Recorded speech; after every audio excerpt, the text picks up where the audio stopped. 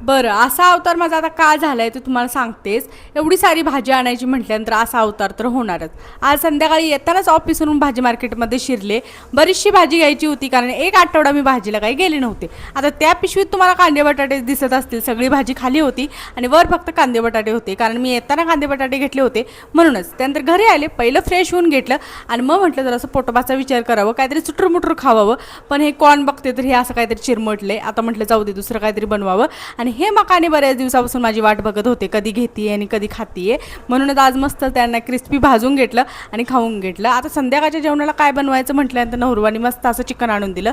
आता चिकन मस्त लागतं म्हणून आम्हाला पण आवडतं.